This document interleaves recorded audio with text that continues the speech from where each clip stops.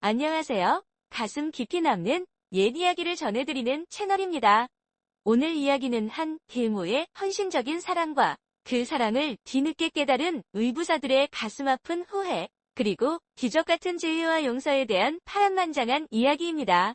어린 시절에 질투심이 불러온 씻을 수 없는 비극, 수십 년간 이어진 어머니의 눈물과 아들의 방황, 그리고 모든 것을 잃고 나서야 비로소 깨닫게 되는 진정한 가족의 의미. 과연 이들은 과거의 깊은 상처를 극복하고 다시 한번 서로를 용서하며 가족이라는 이름으로 함께할 수 있을까요? 지금 바로 버려진 아들과 돌아온 참회, 계모 소라의 눈물, 이야기, 그 눈물과 감동의 순간으로 여러분을 초대합니다. 조선시대 무한년 송덕리 마을에 학문과 도덕으로 이름난 양반 가문이 있었다. 바로 박선비와 그의 현숙한 아내, 그리고 5살 난 아들 지훈이었다. 그러던 어느 겨울, 부인이 불행히 병을 얻어 세상을 떠나고 말았다. 아내를 묻은 지 얼마 되지 않아 아직 젊은 박선비에게 주위 사람들은 재혼을 권했다.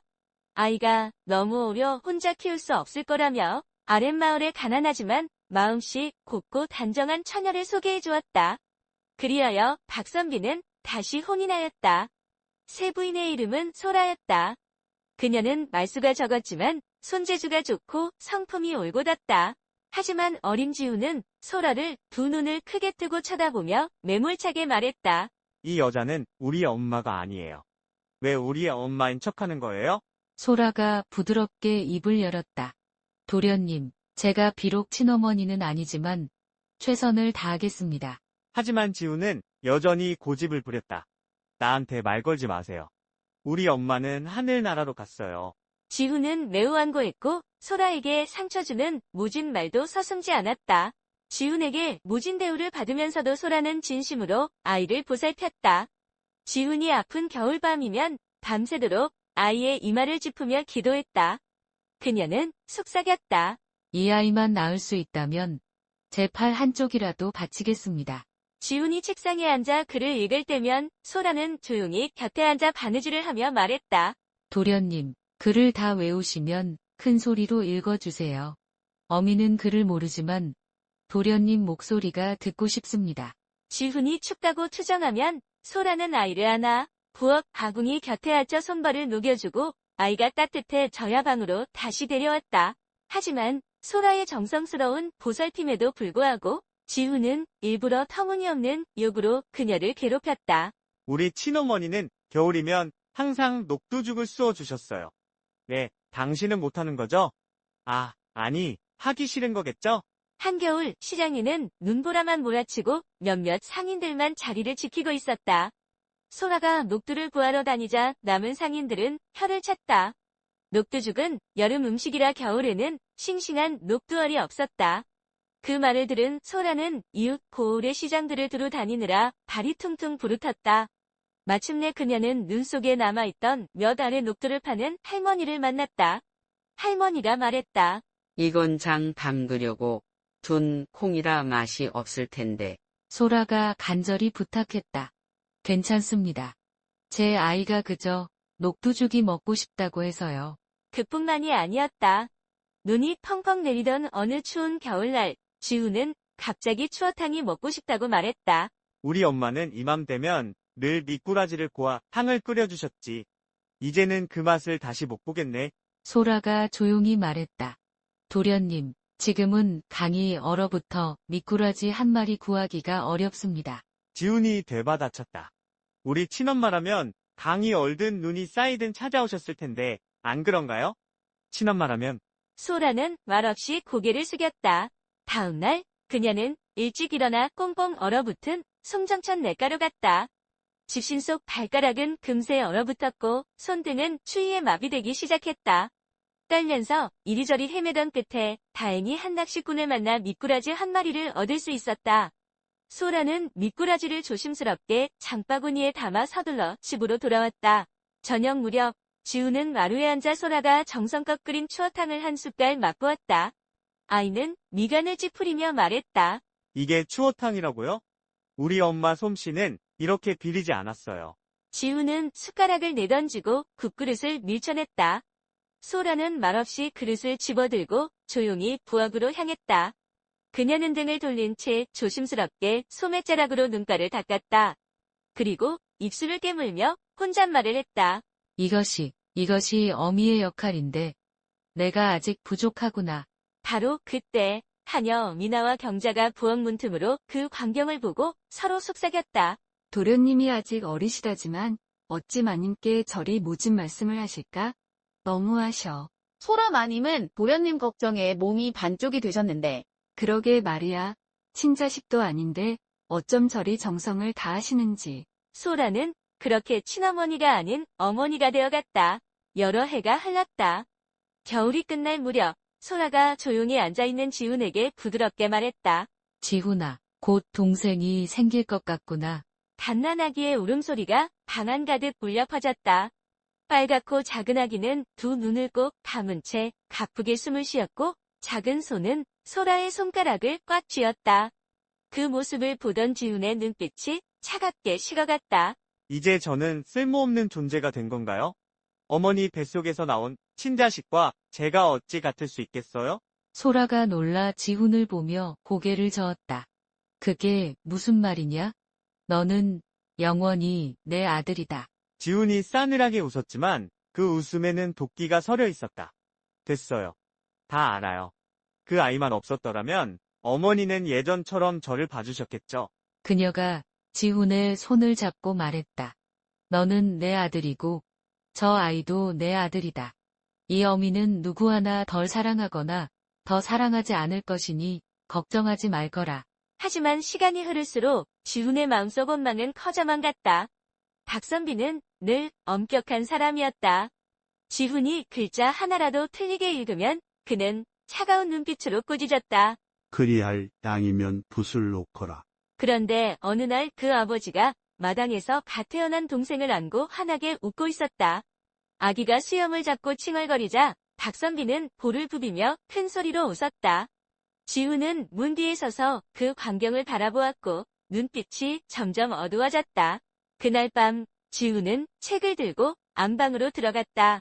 아버지, 한 대목을 다 외웠습니다. 제가 읽는 것을 들어주시겠습니까? 박선비는 아기를 재우던 손을 멈추지 않고 말했다. 지금은 조용히 하거라. 동생이 막 잠들었다. 지훈은 조용히 고개를 숙이고 방을 나왔다. 그날 밤 아이는 처음으로 이불 속에서 이를 갈았다. 어느 날 소라가 마루에 앉아 동생 은호의 옷을 꿰매고 있을 때 지훈이 다가와 반짓꼬리를 발로 찼다. 아이가 말했다. 이 집에는 전 여성만 있고 저는 없군요. 아이 하나 태어났다고 온 집안이 이제 전 여성만 쳐다보는 겁니까? 소라가 놀라 지훈을 보며 말했다. 어미는 한 번도 그런 적이 없다. 제가 언제부터 어머니가 있었죠? 바로 그때 박선비가 소리 없이 다가와 크게 호통쳤다. 이놈, 어찌 어미에게 그런 버릇없는 말을 하느냐. 내가 어미를 어미라 부르지 않겠다면 과거 볼 생각도 말거라. 너는 그저 거짓을 말하는 책벌레일 뿐이다. 지훈은 결국 허리를 굽히고 회초리를 맞아야 했다. 몇 대의 매질 후 박선비가 마지막 말을 남겼다. 너는 아직 사람에 대해 아무것도 모르는구나. 피 한 방울 섞이지 않았어도 내 어미는 너를 위해 살고 있는 사람이다. 지훈은 입술을 깨물고 떨며 얼굴이 빨개진 채 소라와 아기를 노려보았다. 저 아이만 사라지면 어머니는 다시 나를 봐주시겠지. 시간이 흘러 지훈은 12살이 되었고 동생 은호는 5살이 되었다. 어느 화창한 아침 지훈이 평소와 달리 단정하게 옷을 차려입고 소라 앞에 나섰다. 어머니, 은호를 데리고 시장에 다녀와도 되겠습니까? 동생이 심심하다고 해서 구경시켜주고 싶습니다. 소라는 놀라 눈을 크게 떴다. 그녀는 지훈의 뜻밖의 제안에 잠시 망설이다 고개를 끄덕였다. 그래, 시장에 다녀오너라. 동생이 울 거든 품에 안아주고 무슨 일이 있어도 손을 꼭 잡고 있어야 한다. 네, 어머니 걱정 마십시오. 지훈은 동생 은호의 손을 잡고 대문을 나섰다. 그 모습을 보며 소라의 입가에 처음으로 부드러운 미소가 번졌다. 늘 동생에게 눈길조차 주지 않던 지훈이었기에 그 낯선 모습이 더욱 감격스러웠다. 늦었지만 이제야 형제가 서로 아끼기 시작하는 걸까? 장날이라 시장은 사람들로 붐볐다. 채소 파는 사람들, 두부 파는 사람들, 떡 파는 할머니들. 시장의 소란 속에서 은호는 지훈의 손을 꼭 잡았다. 지훈이 부드럽게 말했다. 은호야, 여기서 잠깐만 기다려. 형이 저기 가서 내가 좋아하는 엿 사다 줄게. 은호가 환하게 웃으며 고개를 끄덕였다. 형아. 하지만 지훈은 근처의 엿 가게로 가지 않았다. 아이는 곧장 시장 맞은편 골목으로 향했고 은호가 자신을 찾지 못하도록 인파 속으로 숨어들었다. 은호는 한참을 기다리다가 형이 사라진 것을 깨달았다. 형아, 어디 있어? 무서워. 형아. 아이가 형을 부르는 소리는 시장의 소음에 묻혔고 작은 몸은 어른들의 다리 사이에 끼어 더 이상 보이지 않게 되었다. 해가 질 무렵 지훈은 혼자 집으로 돌아왔다. 옷에는 흙이 묻어 있었고 손에는 아무것도 들려있지 않았다. 소라가 대문 앞으로 달려나왔다. 지훈아, 은호는 어디 있느냐? 동생은 어쩌고 너 혼자 온 것이냐? 지훈은 고개를 숙이고 입술을 깨물었다. 뒷산 오솔길에서 잠시 한눈판 사이에 은호가 사라졌습니다. 아무리 찾아도 보이지 않아 하는 수 없이 저 혼자 돌아왔습니다. 지훈은 태연한 얼굴로 눈 하나 깜빡이지 않고 거짓말을 했다. 그 순간 소라의 손에서 힘이 쭉 빠졌다. 들고 있던 물동이가 돌바닥에 떨어져 산산조각났다. 어디로 갔단 말이냐? 은호야. 그날 밤 소라는 초를 들고 산을 헤맸고 다음 날은 강가를 뒤졌으며 그 다음 날은 온 시장을 찾아다녔다. 하지만 은호는 다시 돌아오지 않았다. 시간이 흘러도 소라는 늘 대문 밖에 서서 아들의 이름을 중얼거리며 울었다. 하지만 지훈이 볼까봐 남몰래 눈물을 삼켰다. 지훈은 그런 소라를 보며 싸늘하게 비웃었다. 그 아이는 아마 죽었을 텐데 뭘 그리면 연이고 찾아다니는 걸까? 그렇게 세월이 흘렀다. 소라는 주름이 자글자글한 중년의 어머니가 되었다. 지훈은 장성하여 아내를 맞이했다. 새로 들어온 며느리는 탐욕스럽고 악독하기로 이웃 고을까지 소문난 여자였다. 살림을 장만할 때는 금부치를 챙기고 하인을 부릴 때는 3명이나 내쫓았다는 소문이 돌았다. 소라 부인이 딱하게 되었네. 저런 못된 며느리를 얻다니. 그런 소문을 들으면서도 소라는 그저 지훈이 평안하게 살기만을 바라며 묵묵히 지켜볼 뿐이었다. 지훈이 혼인한 지 얼마 되지 않아 박선비는 한양으로 가던 길에 불의의 사고로 세상을 떠났다. 장례를 마치고 상복도 벗기 전 안방에서 며느리의 낮고 차가운 목소리가 흘러나왔다. 이 집은 이제 제가 주인입니다. 친어머니도 아니신 분이 안방을 차지하는 것은 용납할 수 없습니다. 하녀들 앞에서 소라에 대한 경멸감이 조금도 숨김없이 터져나왔다. 밤만 축내는 저 늙은이가 정말 눈엣 가시로군.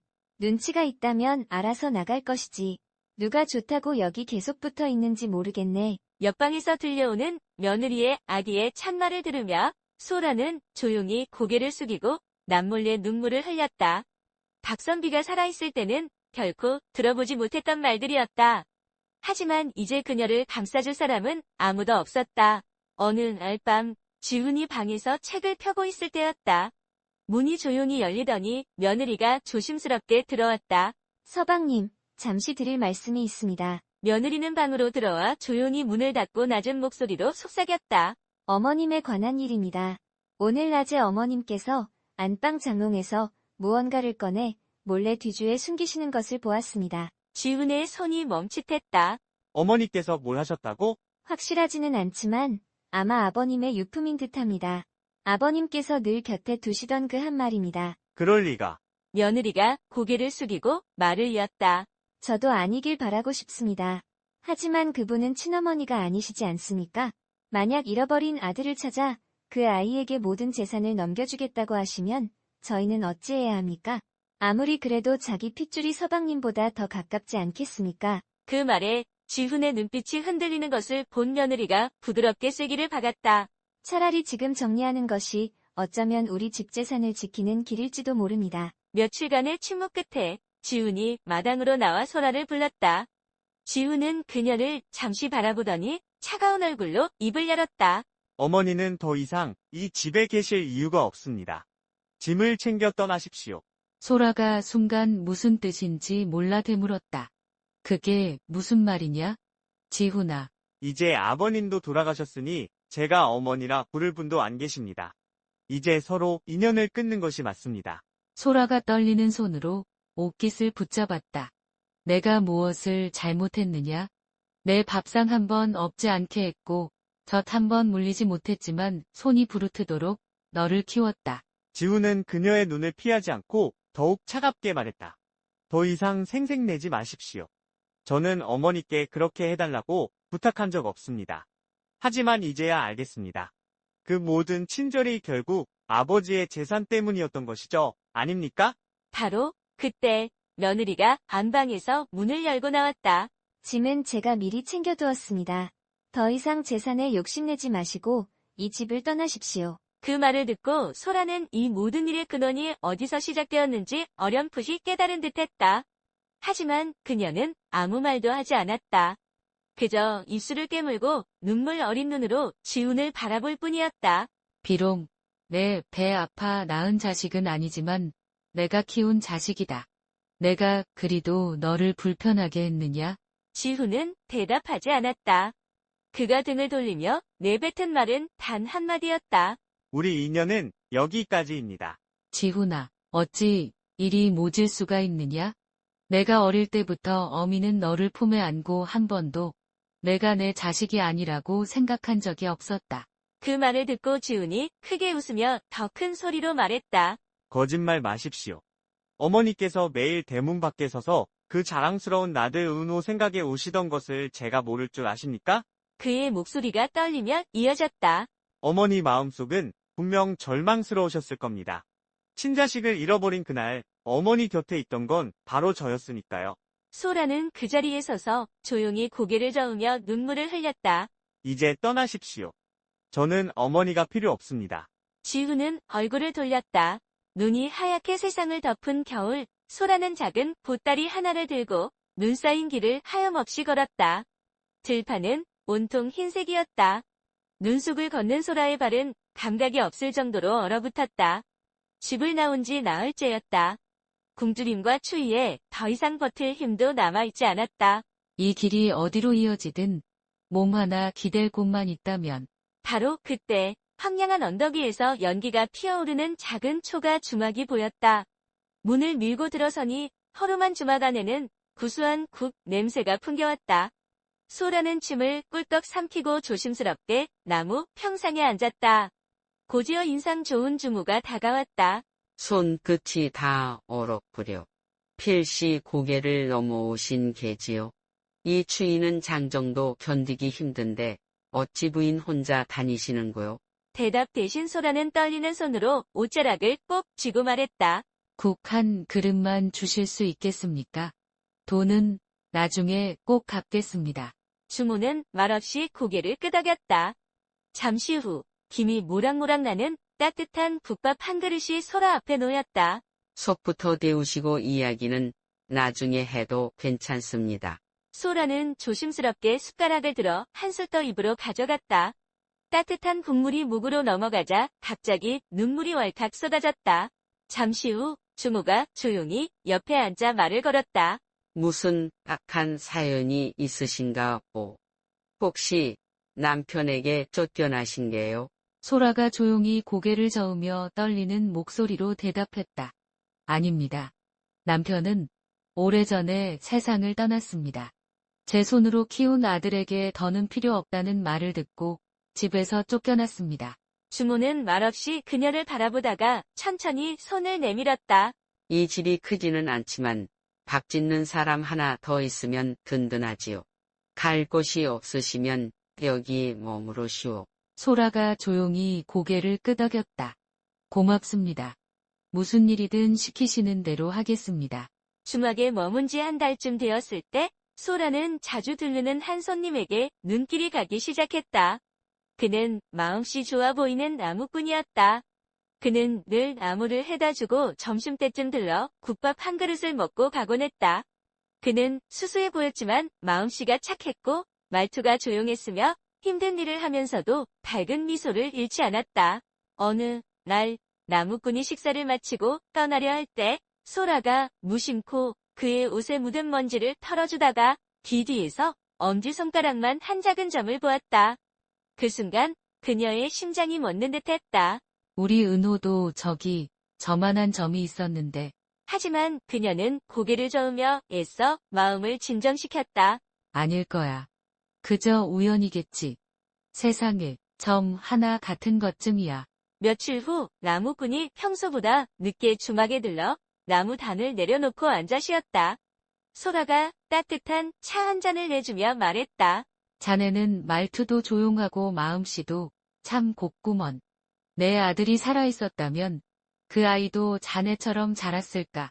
그 말을 듣고 나무꾼이 고개를 숙이며 입을 열었다. 저는 어릴 적에 길을 잃었습니다. 그때 대여섯 살쯤 되었을 겁니다. 형을 따라 시장에 갔다가 돌아보니 아무도 없었습니다. 소라의 손이 떨렸다. 그녀는 심호흡을 한 후 조심스럽게 물었다. 그때 혹시 길을 잃었을 때 입었던 옷가지라도 간직하고 있는 것이 있느냐? 예전에 길을 잃었을 때 입었던 겉옷 한 벌을 간직하고 있습니다. 소매뿌리에 붉은 꽃이 곱게 수놓아져 있었습니다. 그 자수가 어쩌면 어머니께서 저를 찾는 길이 될까 싶어 어딜 가든 몸에 지니고 다녔습니다. 그 순간 소라는 바닥에 주저앉았다. 하늘이시여. 내 아들 은호야. 내가 살아있었구나. 소라의 목소리는 떨리고 갈라져 있었다. 나무꾼은 놀라 그녀를 바라보았다. 무슨 말씀이십니까? 소라가 그를 힘껏 껴안았다. 처음 너를 보았을 때부터 어쩐지 가족처럼 친근하게 느껴졌었다. 이 어미의 마음이 먼저 너를 알아보았던 게야. 이 어미가 너를 얼마나 찾아 헤맸는지 아느냐? 밤마다 내 이름을 부르며 얼마나 많은 베개를 적셨는지 모른다. 내 아들아, 어미가 어찌 너를 잊을 수 있겠느냐? 수많은 눈물 끝에 소라는 마침내 그토록 그리워했던 아들 은호를 품에 안을 수 있었다. 한편 매정하게 어머니를 내쫓았던 지우는 모든 것을 잃었다. 사실 처음부터 소라를 내쫓으려 했던 며느리에게는 다른 속셈이 있었다. 그 여자는 재산을 모두 가로챈 후 몰래 외간 남자와 짜고 모든 살림을 챙겨 달아나 버렸다. 박선비의 집은 더 이상 지훈의 것도 다른 누구의 것도 아니게 되었다. 그가 매정하게 버렸던 사람은 세상 유일한 어머니였고 그 대가는 모든 것을 잃고 나서야 깨닫게 되었다. 지훈은 며칠을 굶주린 채 떨리는 다리로 걸어 시장 끝 외딴 주막으로 들어섰다. 봄이라고는 하지만 찬바람이 여전히 살을 애는 듯했다. 그의 옷은 남루했고 거지나 다름없었다. 주막은 연기와 국 냄새로 가득했다. 구수한 된장국 냄새에 지우는 무의식적으로 자리를 찾아 앉았다. 바로 그때였다. 큰 솥에서 국을 푸고 나무 수저를 씻고 있는 한 여인이 그의 눈에 들어왔다. 그 모습이 어딘가 익숙했다. 여인이 고개를 들자 지훈의 손이 멈췄다. 그녀는 다름 아닌 어머니 소라였다. 얼굴에는 깊은 주름이 패였지만 그 눈빛, 그 몸짓은 어릴 적 자신의 밥을 차려주던 어머니 그대로였다. 그는 국 한 술도 넘기지 못하고 그저 말없이 앉아 눈물만 흘렸다. 불타는 아궁이 앞에서 지우는 조용히 무릎을 꿇고 땅에 머리를 조아렸다. 어머니. 그가 입을 열었다. 소라는 지훈을 보고 놀라들고 있던 국자를 떨어뜨렸다. 지훈이냐? 아니, 내가 어찌.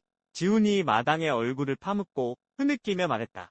그의 시장에 은호를 버린 것도 어머니를 내쫓은 것도 모두 저였습니다. 그의 어깨가 떨렸다. 소라는 말없이 하늘을 올려다보았다. 잠시 후 그녀가 조용히 말했다. 어쩌다 이 지경이 되었느냐?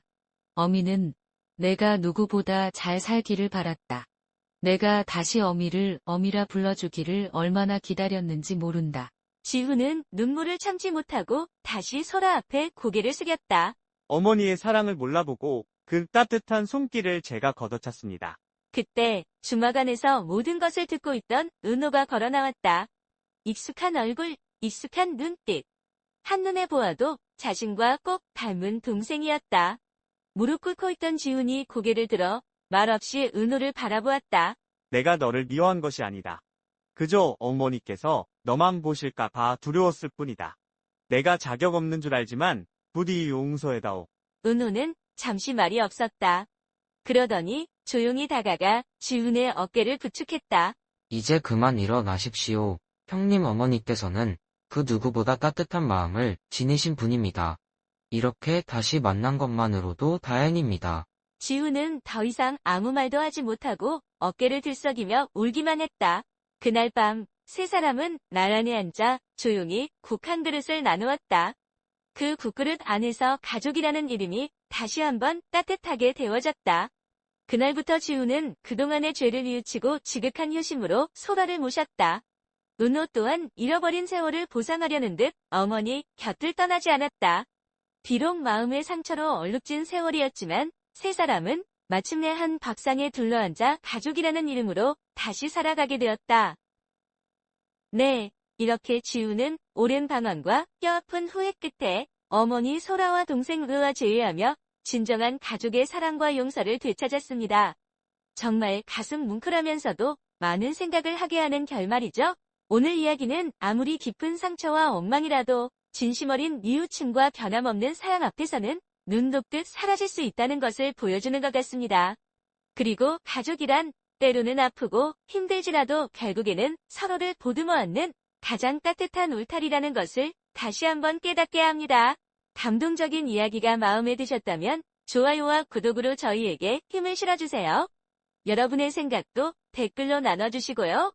다음에 또 깊은 여운을 남기는 옛 이야기로 찾아뵙겠습니다. 감사합니다.